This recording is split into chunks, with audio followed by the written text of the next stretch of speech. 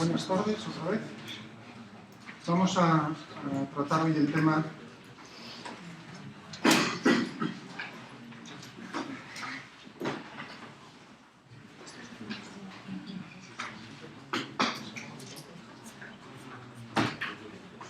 es decir, que vamos a abandonar a partir de este momento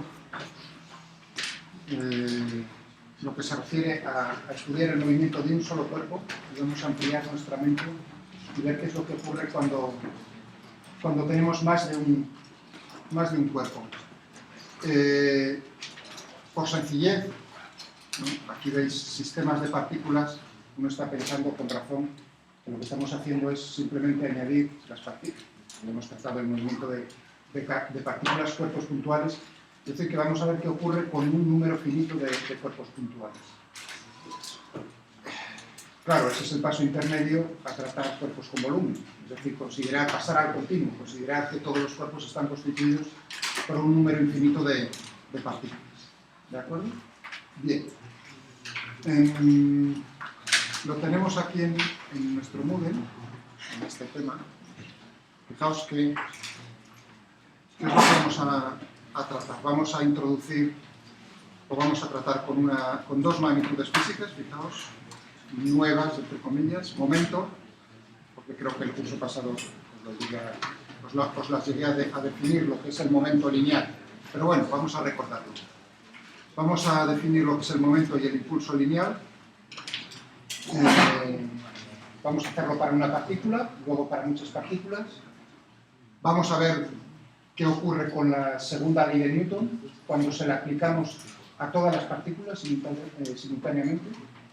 Ahí nos va a aparecer un punto en el espacio muy importante, que es el centro de masas, el centro de gravedad en el sistema. Y vamos a ver cómo se transforma o cómo podemos expresar la segunda ley de Newton para todo este sistema de partículas de una forma que vamos a denominar como principio de conservación del momento lineal. Es decir, que aquí, donde pone conservación del momento lineal, lo que podéis ver, traducir, es igual a las leyes de Newton, simplemente. ¿De acuerdo? Bueno, vamos a ver qué ocurre también con la energía mecánica cuando tenemos más de una partícula, y vamos a aplicar todo esto anterior pues, a unos problemas muy bonitos, que son los choques, colisiones, y lo que os comenté pues, al principio de la asignatura, si no me equivoco, vamos a intentar entender cómo funcionan los motores de los aviones o de los cohetes, bueno, de los aviones a reacción, naturalmente. Es decir, que aquí es el momento, pero para entender esto, digamos, necesitamos todo esto antes. Muy bien, intentaré que la teoría sea lo más corta posible y aplicarlo lo más rápidamente posible a los problemas. Siempre tengo esa intención y siempre, cuando termino, siempre me doy con la cabeza en la mesa porque muchas veces digo, uy, no lo he conseguido, a ver si esta vez es verdad y no me paso. Muy bien. Entonces, vamos a ver, primero, definición.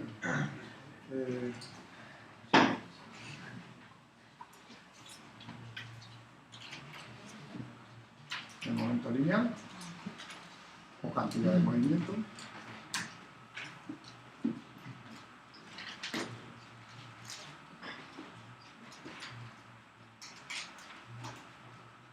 De una partícula de masa. Una partícula. Vamos a utilizar la letra P minúscula, que ahí es difícil distinguir si es una P minúscula o P minúscula, pero la intención es que sea una P minúscula. Es una partícula de masa m que se mueve con una velocidad v, entonces siempre va a ser una magnitud física naturalmente vectorial. Ya habéis visto que he puesto el signo de vector y es simplemente el producto de la masa actual. ¿De acuerdo?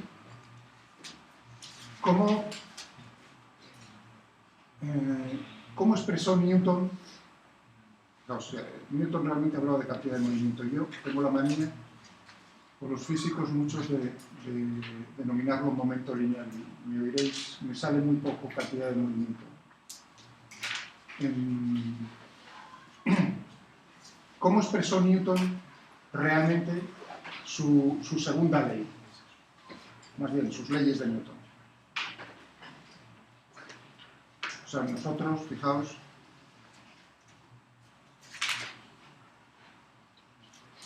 por ejemplo, en los problemas del otro día, ¿no?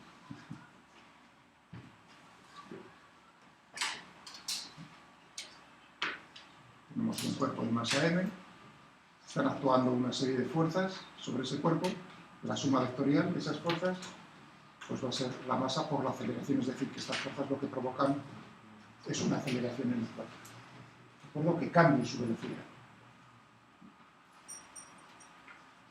Esta es la forma como estamos nosotros acostumbrados a verlo, pero no es la forma como lo expresó Newton. Esta forma es más o menos así, a grosso modo, 100 años más se vio, se propuso, se utilizó 100 años después digamos, después de que Newton estableciese sus leyes. Entonces, ¿cómo estableció Newton su segunda ley? De una forma muy parecida. Claro, uno dice, vaya tontería, ¿no?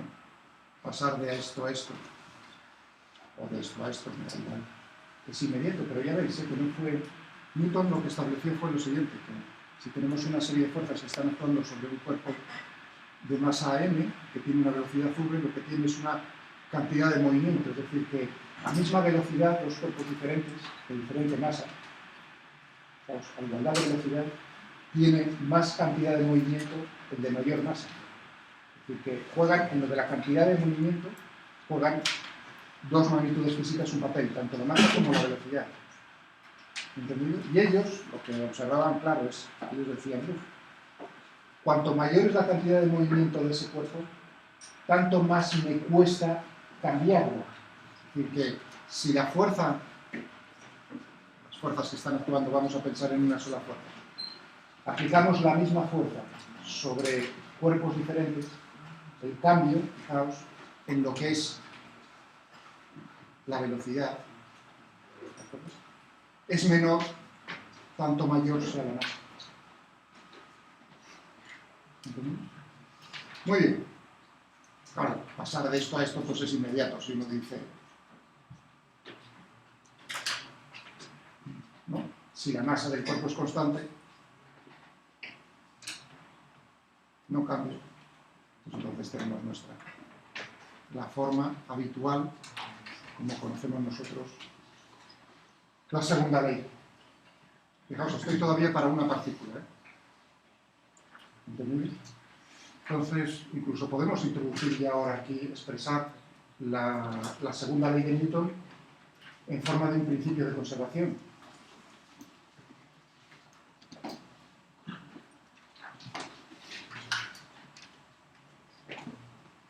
Bueno, por cierto, todo esto que estoy hablando lo tenéis aquí en los PDFs. Estos 4 PDFs son los que os tenéis que traer para este tema. Y 3 lecciones de Walter Redwin, la 15, la 16 y la 16. O sea que no es esto lo tenéis en cualquier libro, por supuesto.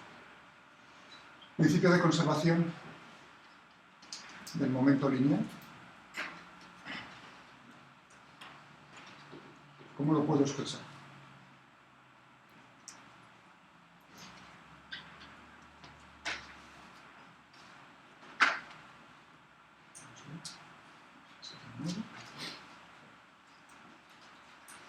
Fijaos, si la suma de las fuerzas, si la suma vectorial de las fuerzas que están actuando sobre esa partícula es cero, entonces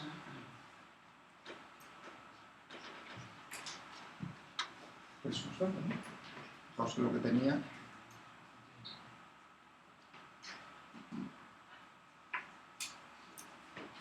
o sea que si esto es cero, el cambio en P es cero, por lo tanto P es constante. Esto es, pues que sencillo. O sea que hablar de la conservación del momento lineal es hablar de la segunda ley de Newton, ni más ni menos. ¿De acuerdo? Bien. Bueno, las unidades. no se le da ningún nombre especial a las unidades en el momento lineal. Es decir, que tenemos masa, ¿no?, en el sistema internacional, kilogramo metro por segundo. Kilogramo metro dividido por segundo. No recibe ningún nombre. Bien, relacionado con el... Ahora mismo uno no ve, digamos, la utilidad de aplicar la segunda ley de Newton de esta manera o de la otra manera. Realmente para una partícula uno no lo ve. Aunque ya veréis más adelante como incluso para una partícula puede tener interés. Pero realmente el interés de la forma esta, tal como lo hemos expresado con la cantidad de movimiento, la fuerza que tiene, este principio de conservación, es cuando tengamos más de una partícula. Tenéis que esperar un poco. ¿De acuerdo? O sea que al principio uno dice, bueno, esto realmente parece que no tiene mucho interés. Ya veréis como muchos problemas los vamos a poder resolver aplicando la conservación del momento lineal. De una manera sencilla, relativamente sencilla. Bueno, relacionado con el momento lineal tenemos lo que se conoce como el impulso.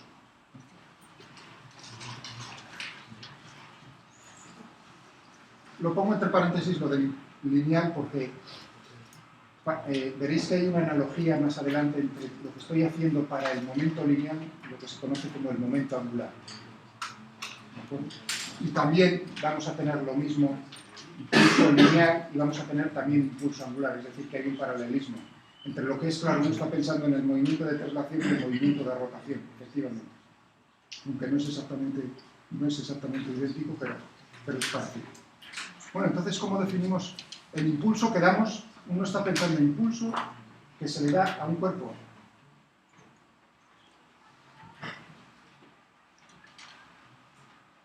O sea, si yo cojo a uno de vosotros, lo pongo aquí de pie y le pego un empujón, le doy un impulso, precisamente eso es lo que vamos a hacer. Claro, darle un empujón es ejercer una fuerza sobre él. Entonces, ¿en qué se manifiesta el que yo ejerza una fuerza? Fijaos que si estoy ejerciendo una fuerza, la estoy ejerciendo durante un intervalo de tiempo. Uno a veces lo olvida, pero esa fuerza se está ejerciendo durante un intervalo de tiempo. ¿En qué se manifiesta?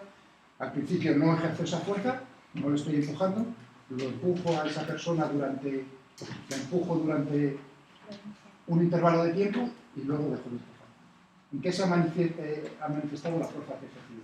Pues que si estaba quieta inicialmente, es decir, que si su momento lineal era cero en ese sistema de referencia. Fijaos, implícitamente estoy viéndolo todo esto porque ahí nadie ha dicho ni mu y yo tampoco lo he dicho, implícitamente estoy hablando del momento lineal en un sistema de referencia, porque depende del sistema de referencia.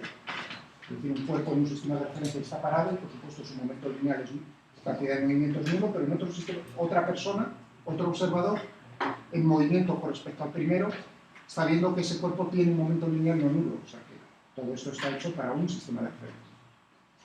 Y lo podemos cambiar, pero entonces hay que rehacerlo todo. Estaba diciendo, ¿en qué se ha manifestado en ese sistema de referencia? Bueno, que si el alumno estaba quieto, su cantidad de movimiento, su momento lineal era cero, después del empujón, pues ha adquirido cierta velocidad. ¿De acuerdo? Sí, terminará parando por el rozamiento, pero si le he pillado desprevenido, digamos, sale despedido con una cierta velocidad. Con una cierta cantidad, con un momento lineal, con una cantidad de movimiento ya no nula. Es decir, que ese impulso se manifiesta en un cambio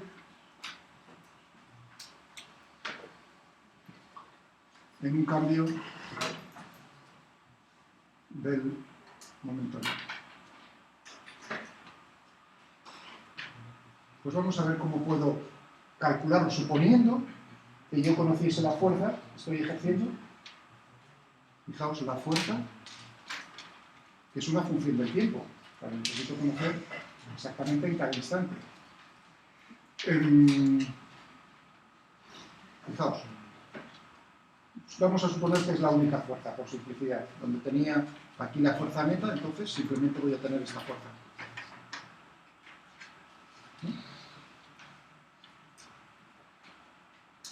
Si paso multiplicando, fijaos que aquí hay una relación entre cambios en el momento lineal y cambios en el tiempo. Si yo hago simplemente esto. Fijaos, En un intervalo de tiempo infinitesimal que está actuando esta fuerza, se ha producido un cambio infinitesimal en el momento lineal de esta manera. Claro, si el empujón ha durado un intervalo finito, simplemente tengo que sumar, integrar. Fijaos que no lo puedo sacar esto fuera de la integral. Alguno tendría ya la intención de decirme, bueno, pues no. Esto solo lo podría hacer si no depende del tiempo, evidentemente. Cuidado con eso. Entonces esto no puede ser en general. En general depende del tiempo, no solo el módulo, sino la dirección y el sentido, depende del tiempo. Entonces tendríamos aquí desde un tiempo t, hasta un t más delta de t, ¿no?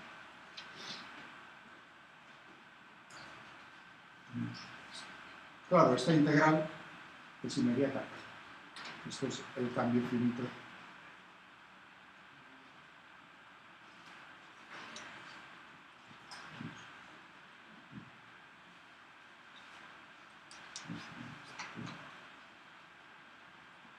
A esto se le llama el impulso lineal. De tal manera que, cuidado, ahí me acuerdo en Alemania, cuando con mi jefe al principio, cuando hablábamos, sí, yo hacía cosas de física de fluidos del océano, pero bueno, en el fondo, de lo que estábamos hablando muchas veces era de la conservación del momento angular en el océano. Sí, eso es lo que ocurre. Claro, sí. Me acuerdo que entonces, al principio, cuando discutíamos esas cosas, ¿no? Yo intentaba, supongo, ver cómo andaba en física, él era físico también, y hubo un malentendido en alemán. Él me hablaba de impulso, me decía impulso, ¿no? Yo pensaba, ¿no? En esto, tal como lo había aprendido yo, en el impulso. Bueno, él denominaba, o ellos denominan en alemán el impulso al momento lineal. O sea, que fijaos, es algo raro, hombre. Fijaos, como aquí son los cambios en el momento lineal. O sea, que no era, ahí digamos, según y por ejemplo, yo le traducía literalmente al alemán, yo pensaba que el momento angular era Drehmoment. Porque, bueno, es la función Drehen es girar. Entonces dije, bueno, pues seguro que se dice Drehmoment, momento de giro, momento. Sé que me quedaba así mirando, diciendo, pero ¿qué estás diciendo? Sino el Drehmoment para ellos es el momento de una fuerza. Entonces él me dijo, ya, claro, cuando aclaramos eso y uno aprende esos nuevos términos en otro idioma, y dice, no, lo que tú me quieres decir es el impulso. El impulso angular, momento angular. O sea, que utiliza palabras. Pero bueno, aquí veis que entonces realmente el impulso lineal es simplemente el cambio en el cambio. O sea, se puede ver de dos maneras. Es equivalente, evidentemente. Uno lo puede ver por aquí, ¿no? El cambio en el momento lineal.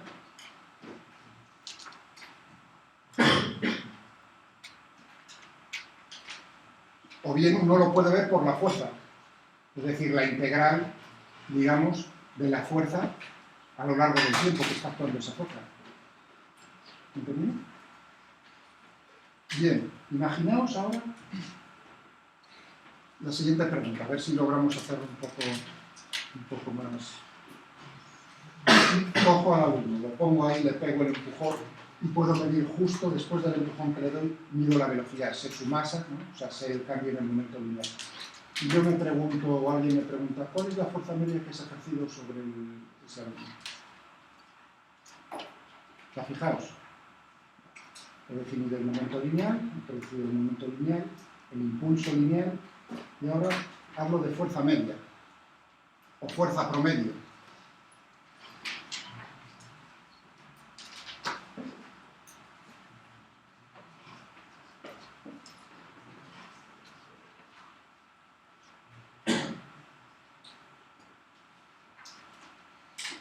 A ver.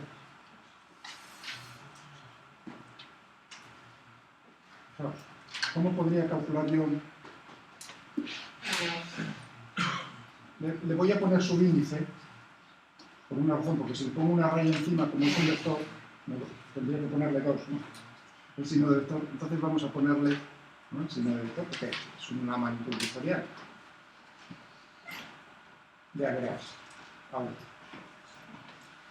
O N también podría ser, pero bueno, he puesto ahora. Es lo que me están preguntando.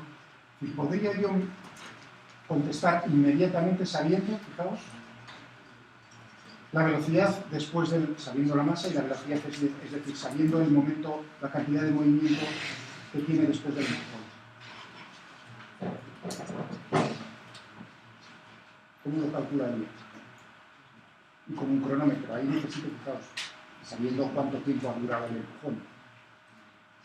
Es simplemente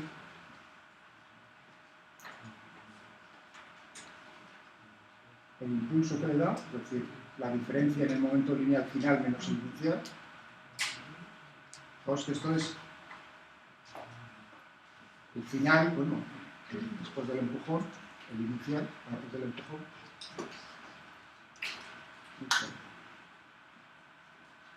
Cada uno dice, o sea, que es tan simple como medir, efectivamente, esa es la fuerza promedio. Pero para que os deis cuenta, porque cuando yo promedio algo, ¿no?, tengo que sumarlo.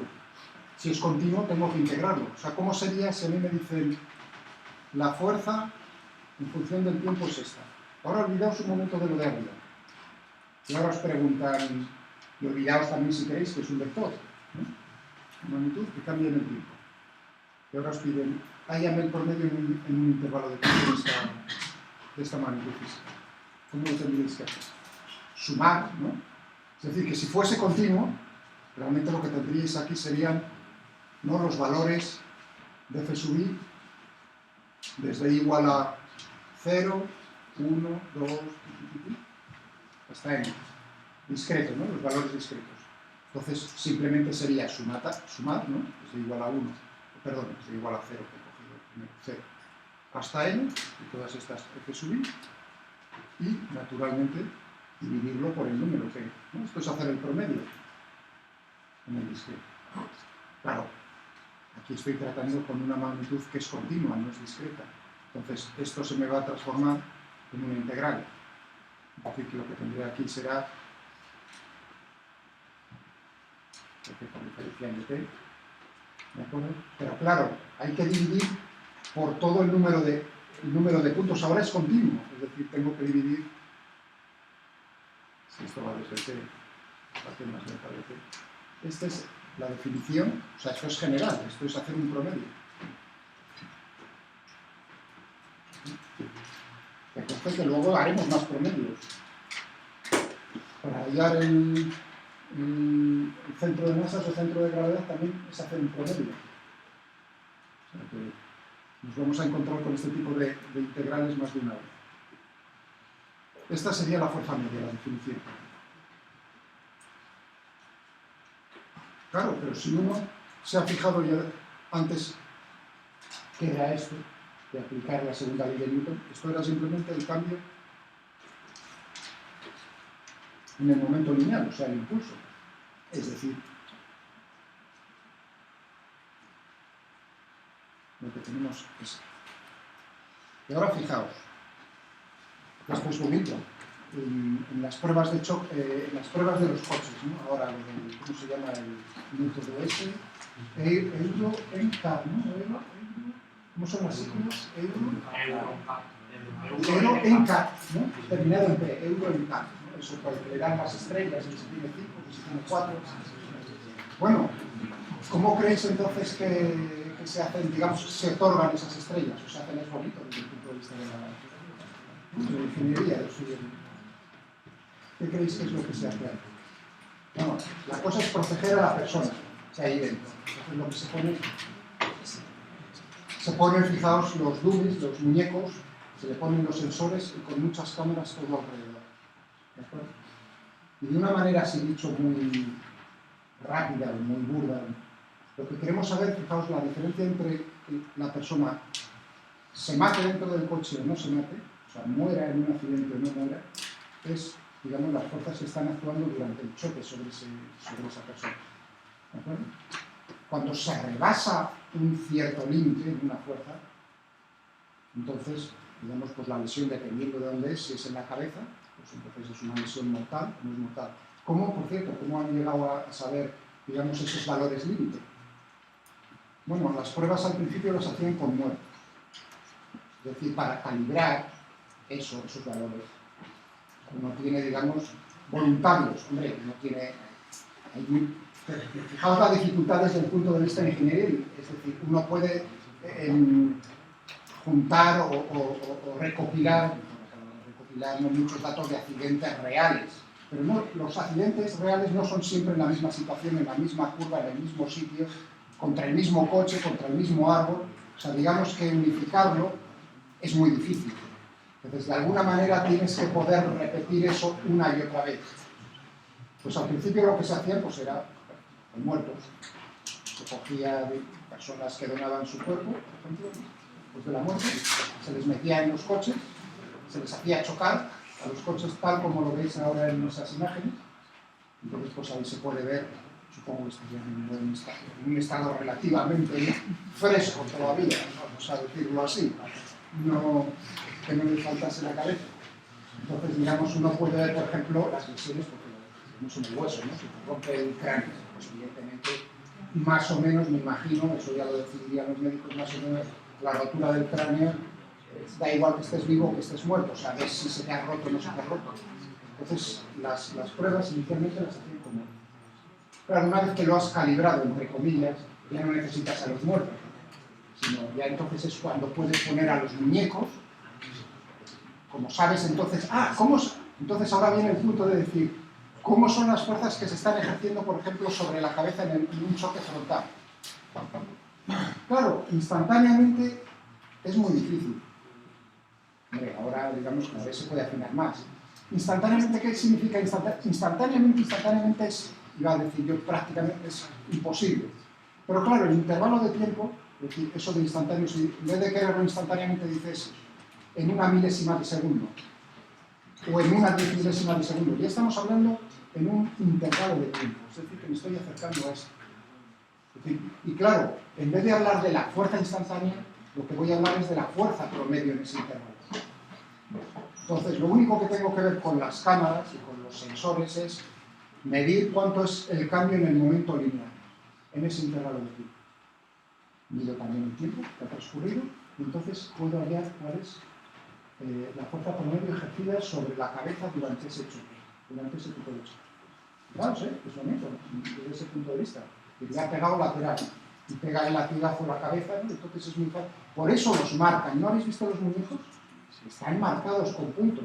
Claro, para que luego en las cámaras un ordenador pueda de esas imágenes extraer esa información de cada uno de los puntos. Y claro, luego se ve en los gráficos como depende, hay coches que por ejemplo protegen bien arriba, pero la rodilla no, o ese tipo de cosas. Fijaos qué relación, ¿no? Tan directa de lo que acabo de poner yo con ese tema. Bien, de acuerdo. La fuerza promedio. Más.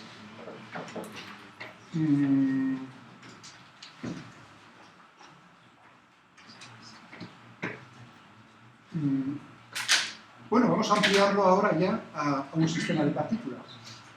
¿Qué va a pasar si pasamos de una a varias? Pues vamos a definir el momento lineal total.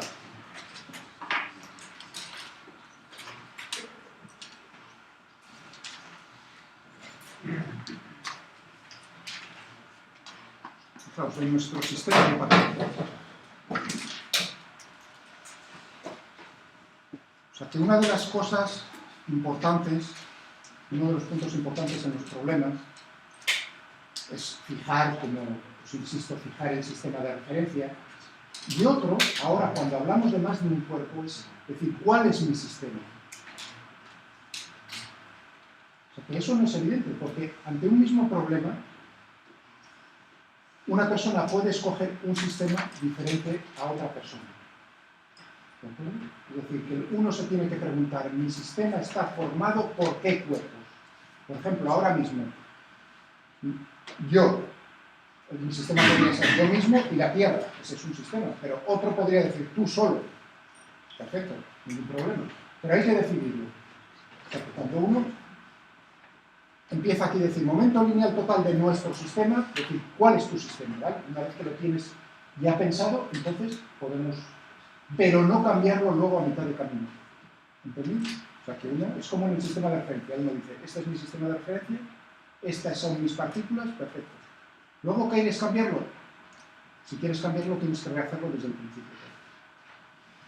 Bien, bueno, pues es muy fácil ahora, es P mayúscula. Si tengo un número finito n de partículas, ¿qué creéis que va a ser?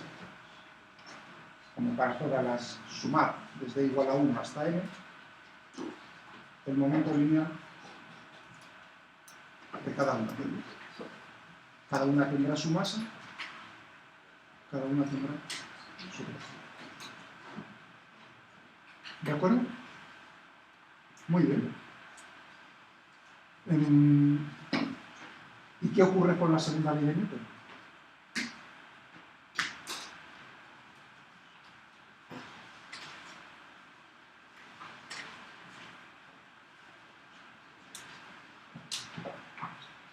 Más bien con las leyes, porque bueno, son las tres simultáneamente con las leyes. ¿Qué ocurre con las leyes de Newton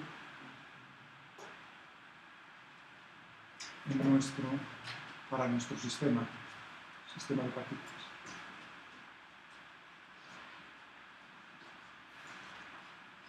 Pues vamos a ver. Tenemos aquí, voy a dibujar. Como tengo lo malo del primer cuatrimestre es que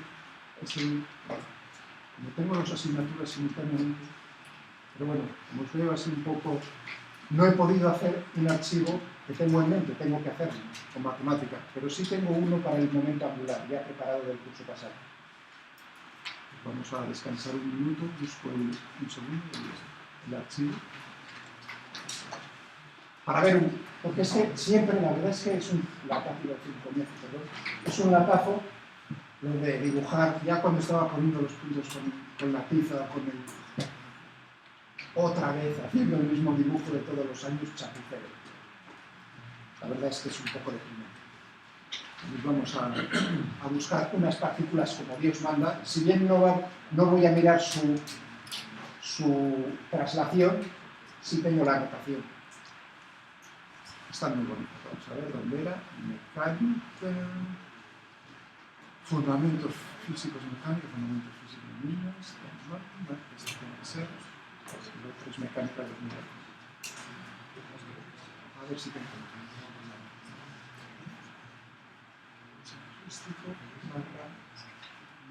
Momento, ahí. Tengo las versiones. Estos problemas son todos muy bonitos. ¿Cuál de estas versiones? Una es la del 8. 8 del 2, 8 son 35.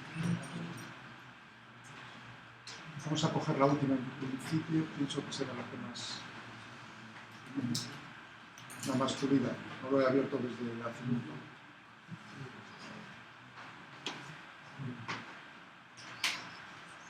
Bueno, ya veis, cuando pase al sólido rígido voy a hablar de patatas. Mi patata. Como dibujaba siempre patata, o sea, dibujaba así cuerpos, ¿no?, deformes, y les digo, bueno, esto es mi patata. Por cierto, Walter Lewin en sus versiones trae una patata y la pincha. Bueno, vamos a ver dónde tenía ya.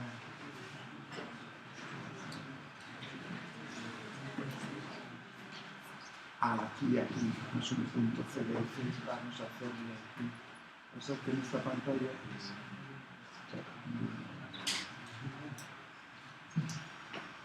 bueno, aquí es la rotación.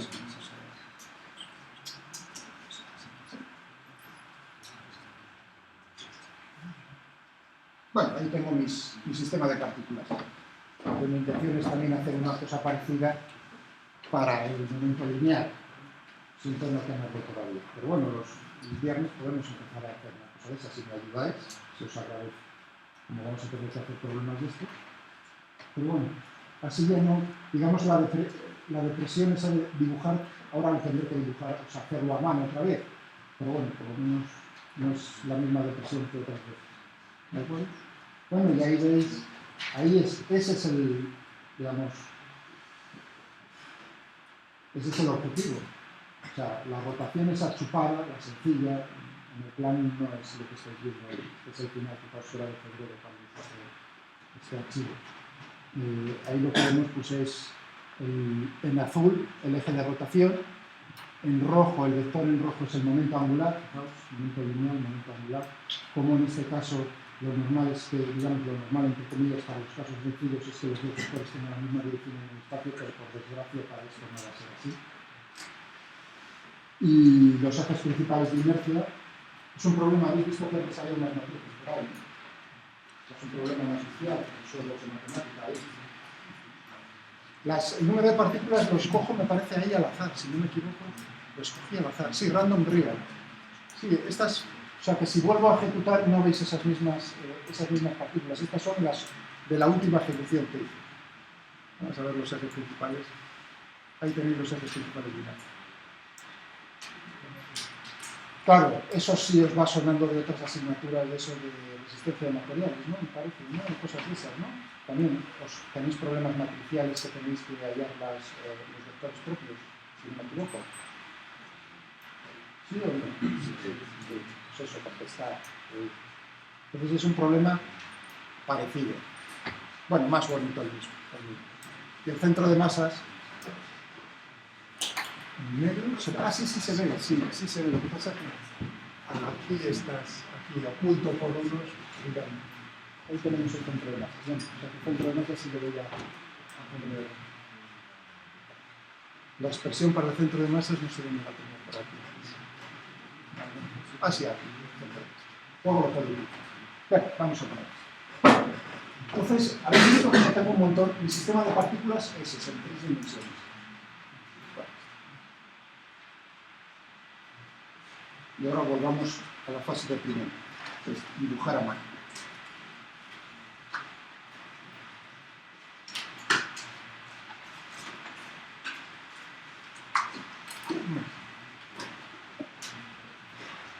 Cuerpos puntuales. Cada uno, o sea que tenemos cada uno su masa, M sub I, su velocidad, V sub I. Y claro, ahora uno dice, bueno, voy a aplicar las leyes de Newton. Es decir, que necesito saber las fuerzas. Claro, ahora uno puede hacer una distinción en las fuerzas. Las fuerzas que están actuando sobre mi sistema. ¿Qué significa las fuerzas que están actuando sobre mi sistema? Enseñaros por ahí una luz.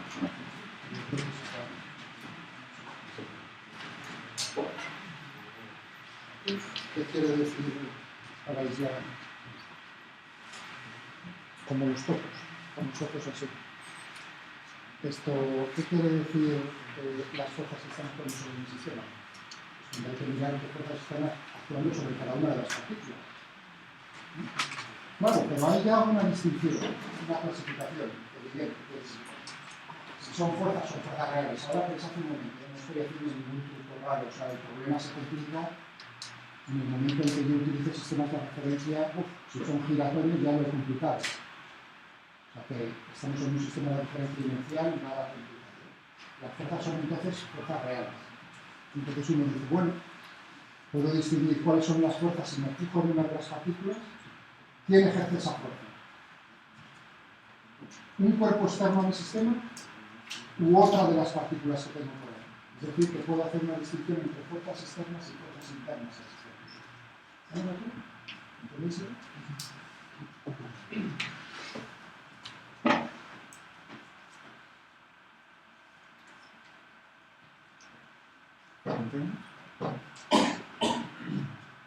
Y fuerzas externas, es decir, voy a coger otro.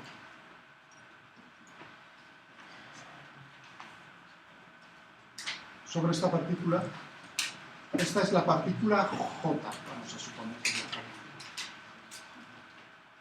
O la partícula I, vamos a suponer.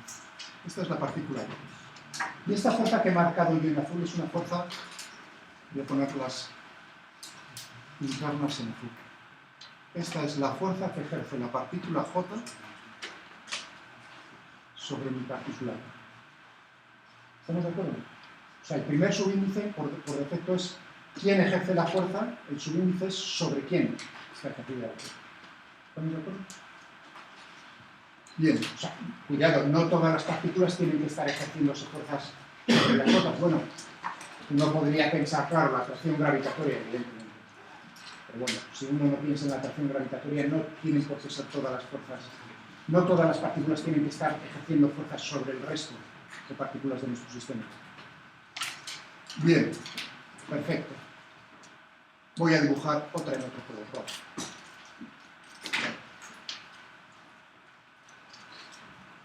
Y esta fuerza en rojo vamos a ponerle que es un índice.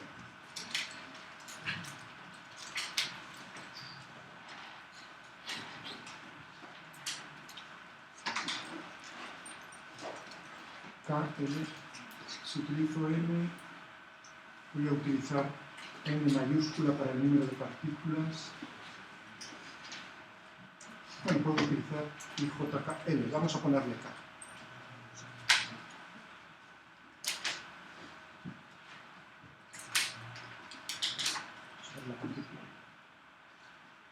Fijaos, o sea, que puede haber varias con K. Lo que estoy intentando decir es que puede haber varias fuerzas externas actuando sobre mi partícula I. ¿De acuerdo? Muy bien. Perfecto. Solo voy a dibujar eso. Si yo pienso en la tercera ley de Newton, supongamos que esta es la partícula J.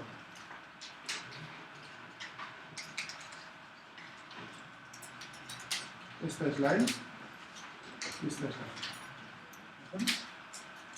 Yo puedo aplicar la tercera ley de Newton, por supuesto. ¿Qué me dice la tercera ley de Newton? La reacción y reacción o interacción. Que si un cuerpo ejerce una fuerza si un cuerpo ejerce una fuerza sobre otro cuerpo, ese segundo cuerpo ejerce una fuerza sobre el primero, que es igual en módulo, igual en dirección y en sentido contrario. Esa es la tercera ley de Newton. Es decir, que yo tendría que dibujar aquí un vector que es la fuerza que ejerce la partícula I sobre mi partícula J. Voy a dibujar otra fuerza al azar, una fuerza externa sobre la J. Por ejemplo, así.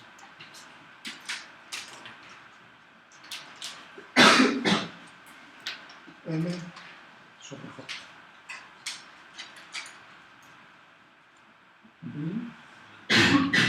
Solo me estoy fijando y dibujando.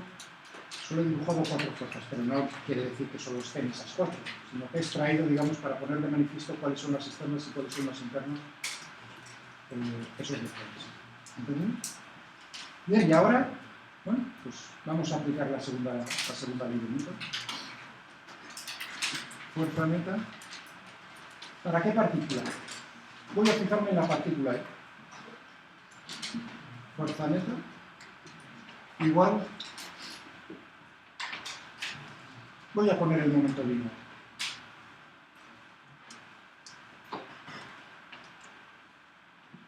El cambio en el momento lineal de la partícula I con el tiempo. ¿De acuerdo? Esto la tendré para la I, para la partícula J, el cambio en el momento lineal de la partícula J. Desde la 1, desde la partícula 1, hasta si tengo n mayúscula partículas, pues, para cada una de las partículas puedo aplicar la segunda ley de Newton. ¿Estamos de acuerdo?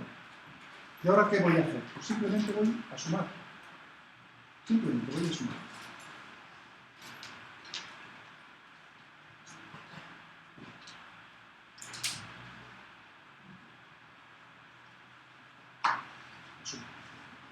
¿Y qué creéis que va a quedarme aquí después de sumar todo esto? A la derecha. Tendría aquí un sumatorio, ¿no? Desde igual a 1 hasta n.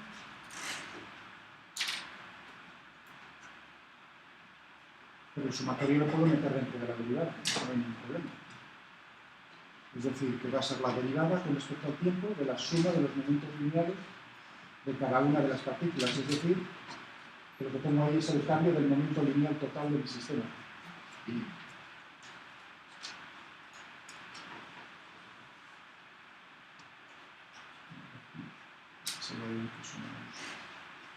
Eso a la derecha. Y a la izquierda, ¿qué ocurre al sumar ahí? Cero. ¿Veis que me queda cero?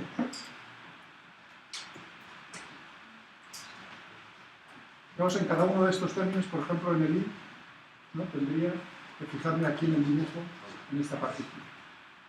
En el J, en esta otra partícula. Para todas las partículas, pues me tendría no solo esas dos, sino que habría muchas fuerzas. Ahí se lo he dibujado yo. ¿Qué ocurriría al sumar? Es decir, aquí lo que tendría sería fuerzas internas y fuerzas externas. Lo mismo para cada una de las partículas.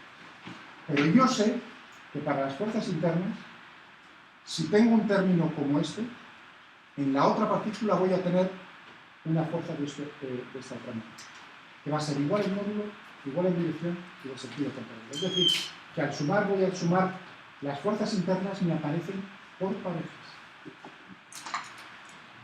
Y por parejas, además se anulan al sumar. Por lo tanto, en ese sumatorio solo me va a quedar, el sumatorio no es nulo, porque las fuerzas externas lo puse así a voleo dos vectores en rojo para que vieseis que al sumar esos dos vectores no se iban a anular, mientras que los otros dos en azul, al sumarlos sí se anulan, y los que quedan en rojo no se anulan. Es decir, que lo que tendré aquí será el sumatorio de las fuerzas. Sumatorio de las fuerzas externas. Que no tiene que ser, por supuesto, el mismo sumatorio. Es decir, que si aquí tengo n mayúscula partículas, aquí no tiene por qué ir desde i igual a 1 hasta n. ¿Está claro? Que si tengo aquí fuerzas externas, voy a utilizar el subíndice J. Desde J igual a 1 hasta n. Tengo n fuerzas externas. No son los dos sumatorios iguales, un número de términos, solo 20. Claro, si no hay fuerzas externas, ese término es cero. Y uno ya ve, si no hay fuerzas externas, el momento lineal total del sistema se conserva, es constante. Es decir, que ya uno está empezando a ver, pues aquí voy a tener también un principio de conservación. Efectivamente, vamos a tener un principio de conservación. O bien, cuidado, antes cuando ponía para una partícula lo del principio de conservación del momento lineal. El momento lineal para una partícula es constante si se cumple que la suma, fijaos, puede haber dos variantes, que no haya fuerzas que estén actuando sobre la partícula y entonces evidentemente es cero la suma, o que sí hay fuerzas, pero la suma vectorial es cero. Cuidado, o sea, para que se conserve el momento lineal, no es obligatorio que no haya fuerzas actuando sobre ese cuerpo, sino que la suma vectorial de ellas sea cero. Lo mismo me va a ocurrir aquí para un sistema de pasos. Muy bien. Vamos a escribirlo de una manera más.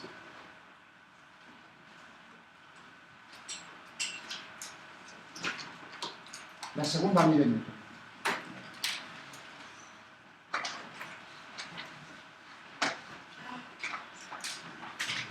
Newton para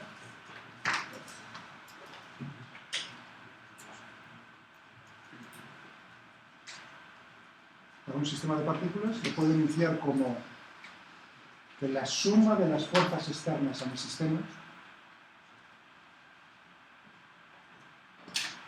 pero ahora le tengo que añadir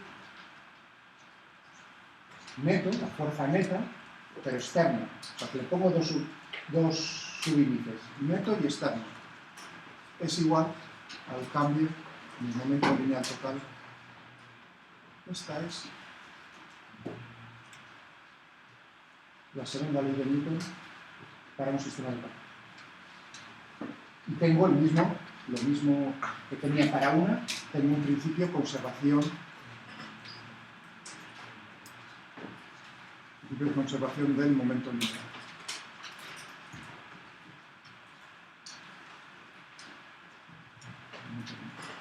Bueno, ¿y qué ocurre si yo, en vez de haber utilizado, fijaos, cuando hacía esa suma, lo expresé con el momento lineal, si hubiese escogido la forma habitual de la segunda ley de Newton, es decir, masa por aceleración? Voy a hacerlo también. Podría tener aquí, ¿no?, para la partícula I que tenía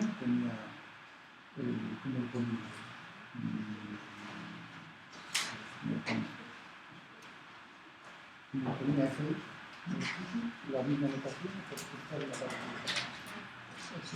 Así fuerza de caída.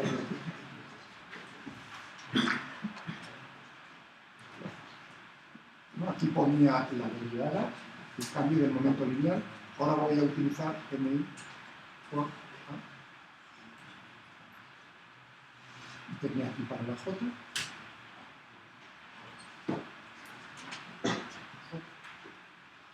Sí.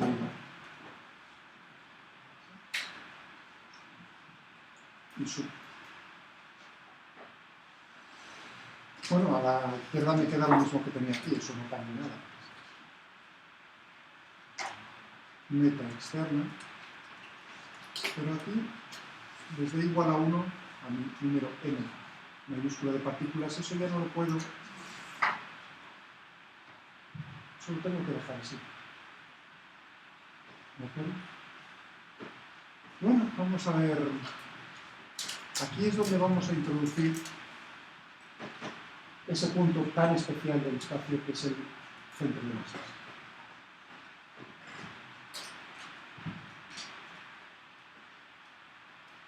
Centro de masas de un sistema. ¿Cómo lo voy a decir?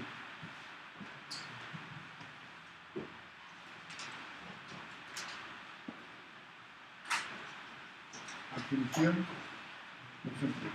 Y luego vuelvo a esa expresión, o sea, la he dejado ahí aparcado un momento. Voy a definir centro de masas. Bueno, fijaos, es una posición en el espacio, es un punto del espacio. Entonces, lo que tengo que definir es cuál es la posición, el vector de posición del centro de masas. ¿Estamos de acuerdo? Para un número finito de partículas. Puedo pasar al continuo y poner también una forma de integral. Pero primero para un número finito. Sí. Antes dije, realmente es un promedio, ¿no? Antes vamos a hacer un promedio en las fuerzas y nos vamos a encontrar con más promedios. Es una media ponderada. Es decir, que ahora, cuando alguien nos dice, vamos a hacer una media ponderada, ¿qué significa lo de ponderado? Ponderado es peso, ¿no? Es decir, que no todos los términos les vamos a dar el mismo peso. ¿Y cuál es el criterio de ponderación aquí en el centro de masas? Pues la base. Es decir, que van a valer más, entre comillas, aquellas partículas que tienen más masa sobre las partículas que tienen menos masa. Porque uno podría decir, ahora, la pregunta que estáis sabiendo, uno podría buscar también cuál es el centro geométrico, ¿no? Si yo os preguntase cuál es el centro geométrico de la patata o de esas partículas que tenían por ahí girando, automáticamente, ¿cómo calcularíais el centro geométrico? Hacer también hacer un promedio. Entonces tendría que decir, vale, vamos a hacerlo primero para que os deis cuenta de lo de la ponderación. Yo digo media ponderada. Me digo, vale, si tengo los vectores, fijaos, que yo conozco en un instante de tiempo. Yo conozco en un instante de tiempo cuáles son los vectores de posición R de cada una de mis partículas. Y va desde 1, 2, hasta estas son mis partículas. ¿De acuerdo? Entonces, hacer he dicho el centro geométrico. Cuidado, que eso no es centro de gravedad, ¿eh? Estoy diciendo el centro geométrico. Entonces, ¿qué tendría que hacer? Sumar, ¿no? Sumar desde igual a 1 hasta n, ¿no? Los RI y dividir, ¿no? ¿Estamos de acuerdo? Eso naturalmente para cada una de las... Lo estoy haciendo ya en su forma vectorial. Tendría para la X, para la Y, para la Z. en coordenadas cartesianas. ¿Estamos de acuerdo en que eso sería ver dónde se encuentra, entre comillas, el centro, claro, sin comillas, el centro geométrico? Pero me da igual, ya veis ahí, cuidado, todas las partículas son puntuales. Pueden tener más o menos masa, me importa, yo solo necesito saber su posición. ¿De acuerdo? Y me dicen, calcúlalo, ningún problema. Bueno, puede ser más difícil a la hora de la gravedad o no. Porque el cuerpo sea, digamos, difícil de calcular, pero es esto. Entonces, ahora viene el asunto de decir, cuidado, el centro de masas es una media ponderada, es decir, que en algún sitio le tengo que meter al cacharro, es decir, aquellos que tienen más masa valen más. Estoy intentando recordarme de otro, a ver, ponderación.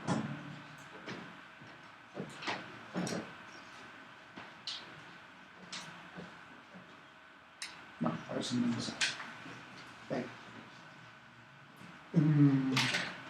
¿Cómo lo meteríamos? Multiplicando, ¿no? Simplemente, es decir, que tendría aquí un sumatorio, les doy igual a 1 hasta n, digo, vale, pues cada uno de los términos ahora ya no valen igual. Pero tengo que promediar. ¿Cómo lo promedio? Lo voy a dividir aquí. Claro, naturalmente por la masa total.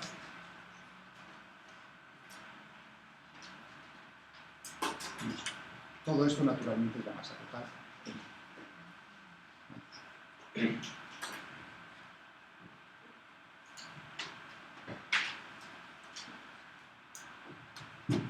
La masa total no existe. Entre masas, ¿lo habéis entendido? Sumatorio es igual a 1 hasta n, pero se me sube. Le he metido un criterio de ponderación ahí. Y ahora, por supuesto, claro, el centro geométrico coincide, ahora la pregunta es, la respuesta es inmediata. ¿El centro geométrico coincide con el centro de masas? En general no. Pero sí, si se cumple una condición muy sencilla, que todas las partículas tengan la misma masa. Es decir, uno dice, bueno, ¿y eso cómo se traduce en la vida real? Un cuerpo cuya densidad sea uniforme. Entonces, si el cuerpo, y ahí es donde vienen los ingenieros con los cuerpos planos y empiezan a hacer cosas de esas de resistencia de materiales y cosas. Es decir, empiezan a hallar cosas de estas, empiezan a machacar, os tenéis que saber, ¿no? Pero para mí es más importante, ¿no?, que veáis lo que hay detrás. Para eso os tengo a los ingenieros, para que con el látigo que os hagan, ¿no?, la faena luego en los exámenes y los tengáis que calcular. Por cierto, todavía ninguno no ha debido llegar a ese momento, pero el año pasado recuerdo, con alegría, cuando estaba no estaba con vosotros, claro, estaba con vosotros que erais los de primero. Y entró uno de segundo que había tenido yo el año pasado en primero, o sea, hace 2 años. Y me dijo, oye, Miguel, me echas una mano. No sé si a lo mejor no lo recuerdo, seguro que no lo recordáis, pero yo sí. Me dijo, oye, Miguel, me echas una mano, que es que tengo que hacer un ejercicio, no sé qué, me parece que era con Vallecuba, si no me equivoco.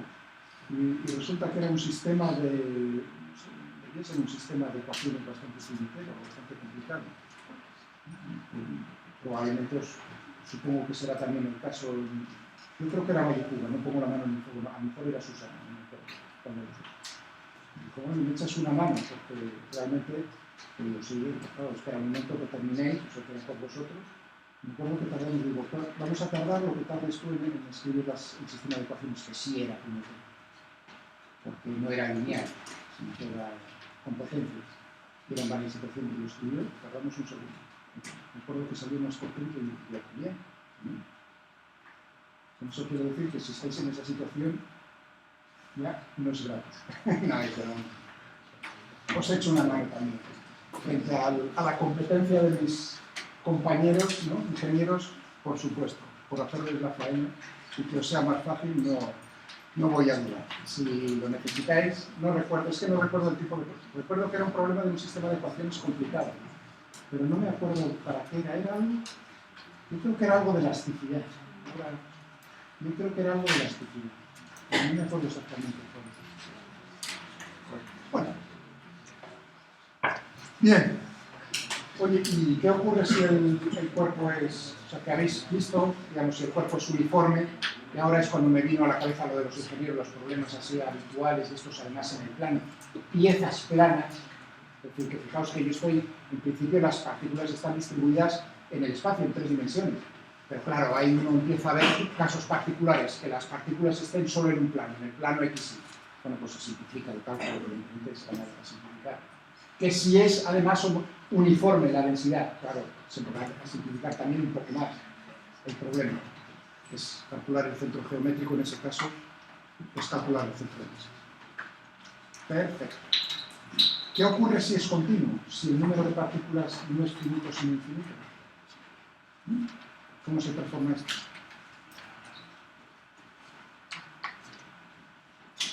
¿Qué creéis? Bueno, voy a fijarme en esta. El sumatorio es una integral. Perfecto. Y ahora digo, el vector de posición de cada una de las partículas. Las partículas, ¿qué hago con un cuerpo con volumen? ¿Cómo lo divido? Agarro el cuchillo afilado y lo troceo. En elementos de volumen infinitesimal, que tienen una masa infinitesimal. Entonces, cada una de esas partículas, de volumen infinitesimal y masa, tiene un vector de posición S.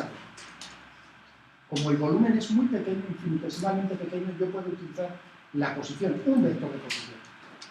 Y claro, en esa posición tengo una masa diferencial. Y ahora, naturalmente, tengo que saber o calcular cuál es la masa total, que es integral para todos ellos. En esto se traduce este sumatorio en el denominador y este sumatorio en el numerador. Ya haremos algún problema.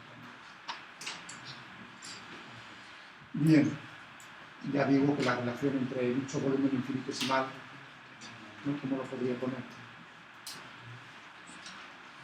La densidad volumétrica.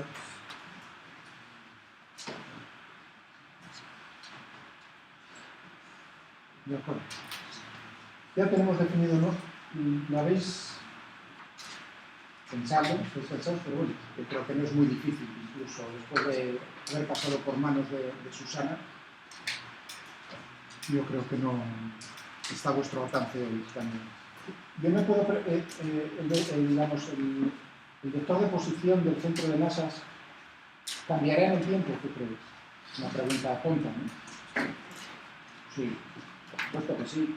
Hombre, si cada partícula, fijaos, yo he dicho en un instante, cuando dije en un instante de tiempo, voy a calcular cuál es el centro de masas, ¿vale? Pero en otro instante de tiempo se encuentran en otra posición, por lo tanto, el centro de masas de un sistema se mueve, claro que se mueve.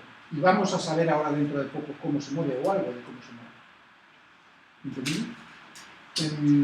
Claro, si se mueve, si hay cambios en el vector de posición, puedo definir la velocidad, ¿no? La velocidad del centro de masas. Claro, perfectamente. La velocidad del centro de masas va a ser el centro de masas respecto al tiempo. Y la aceleración, por supuesto, también. La derivada de la velocidad con respecto al tiempo. Exactamente lo mismo. Bueno, si hago yo esta derivada, fijaos, y meto aquí la definición, voy a hacer en otro archivo, en otra página. Un segundo, voy a repetir eso. La velocidad y aceleración, vamos a ver qué ocurre, del centro de un sistema. Teníamos la derivada,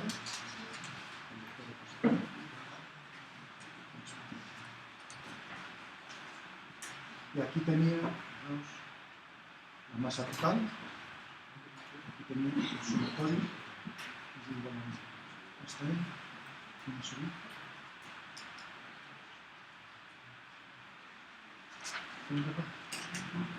Bueno, la masa puede salir fuera del... no hay ningún problema fuera de la derivada. Ahora tengo la derivada de todo esto.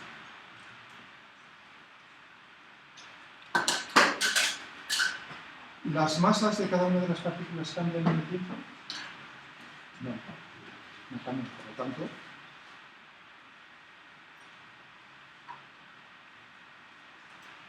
derivada.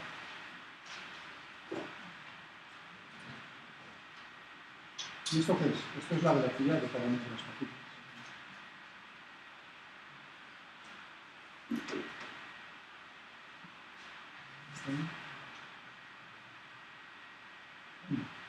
¿Y esto qué es? Esto no es nada más que el momento lineal de cada una de las partículas.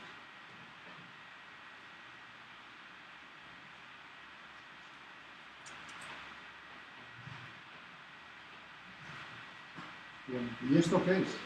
La suma de todas, es el momento lineal total.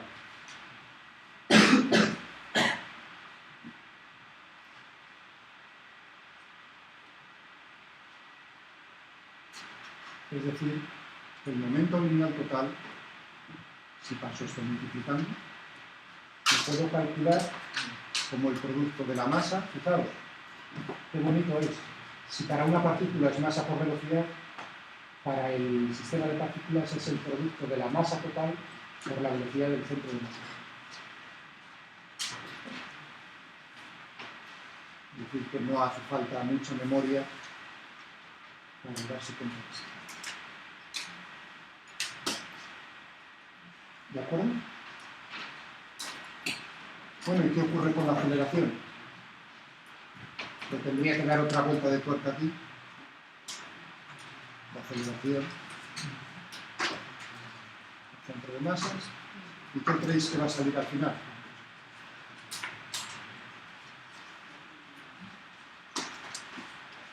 Aquí en esta expresión.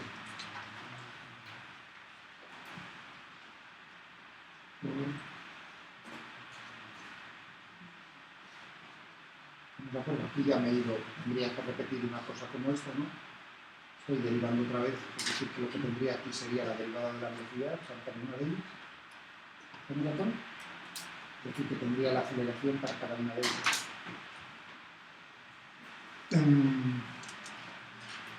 Bien. Claro, y ahora pensemos un segundo. Aquí es donde vuelvo a enlazar con el comienzo. Fijaos que he llegado, os dije en ese momento, vamos a... ¿no? Y ahora es enlazado, he dado la vuelta y he llegado al mismo sitio, casi al mismo sitio. Esto que tengo aquí, claro, puedo aplicar la segunda ley de Newton. Es lo que tenía antes, cuando estaba sumando para todas las partículas. Y esto era igual, era la fuerza neta.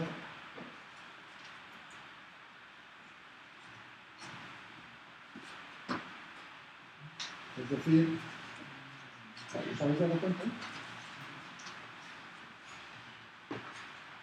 Aquí tenemos, fijaos, las dos formas de escribir la segunda ley de Newton para un sistema de partículas. Una tenía ya, antes la había puesto, fuerza neta externa, la derivada del momento. Esta es la de antes, el momento lineal total, pero otra forma es la masa total del sistema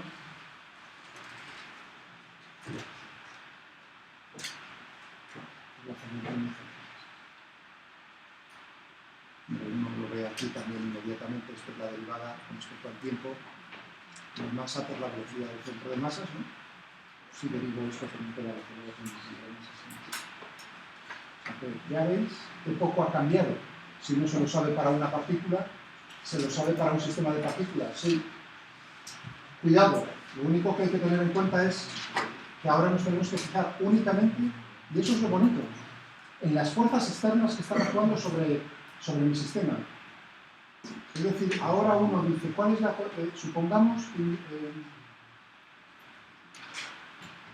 supongamos que las fuerzas externas que actúan sobre mi sistema, su suma vectorial es cero. Entonces, yo deduzco de esto que la velocidad del centro de masas se mueve con una velocidad que no cambia en el tiempo, que es constante. Claro, y ahora uno dice, realmente cuando estamos haciendo problemas de coches, de lo que sea, pero que estamos utilizando, considerando esos elementos en ese problema como partículas. Realmente no era una partícula, no era un cuerpo puntual del coche. Y aún así estábamos aplicando eso. Ahora estáis viendo realmente lo que estábamos aplicando. Ahora sí, uno dice, o sea, lo estábamos haciendo y me teníais que creer que eso era posible. Decíamos, bueno, pues reducimos ese cuerpo a un punto. Pero bueno, eso tampoco es que sea muy satisfactorio. Ahora esta es la demostración real de que eso que estábamos haciendo es correcto. Y lo que estábamos hallando era cómo se movía el centro de masas de ese coche. En el caso del coche, cómo se movía el centro de masas del coche. O en el caso de cualquiera de los problemas, el de los payasos, ¿no? ¿Recordáis? El de los payasos, ¿no? Pues realmente era el centro de masas de cada uno de los payasos. Vale.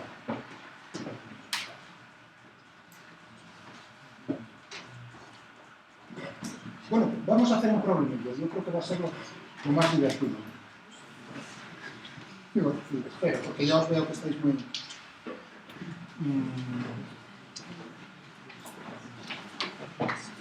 Vamos a ver. El pequeño artista. Ese es un clásico.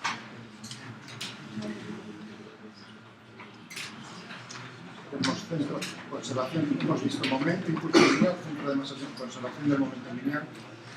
Luego vamos a hacer un problema.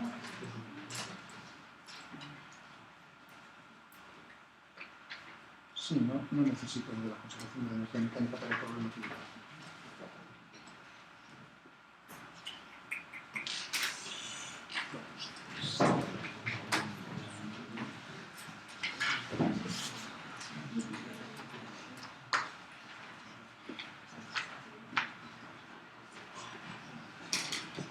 Bueno, ahí habéis visto, he ido a Moodle y tenéis la solución.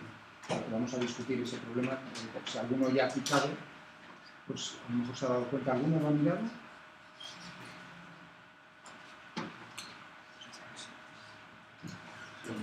Vamos a hacer un examen.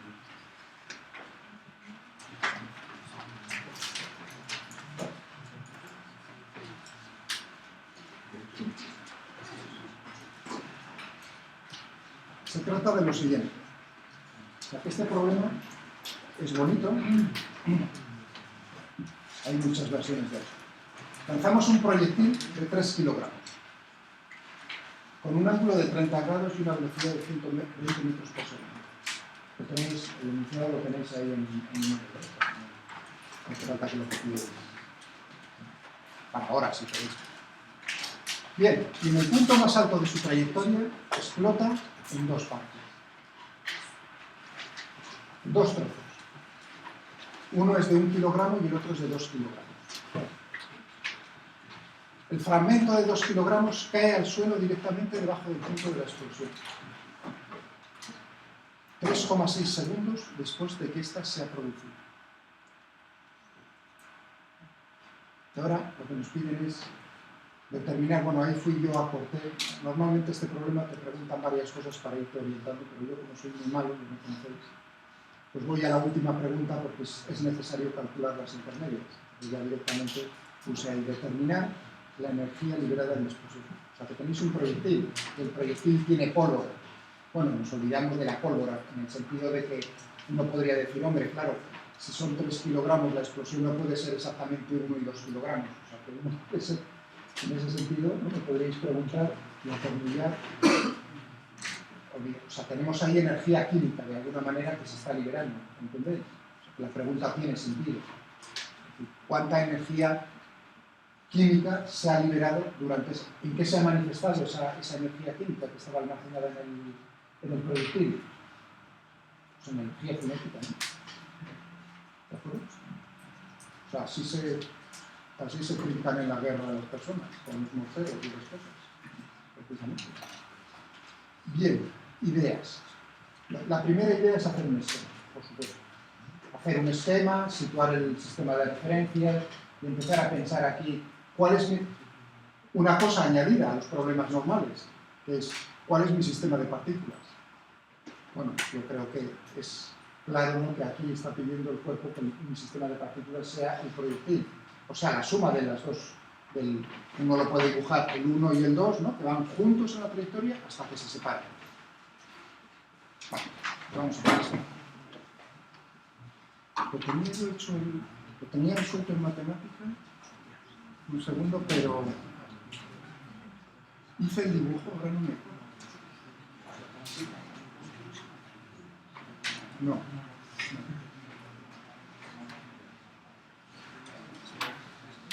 No hice el dibujo. Pensé que había hecho la simulación también, pero no. Pues vamos a ponernos aquí.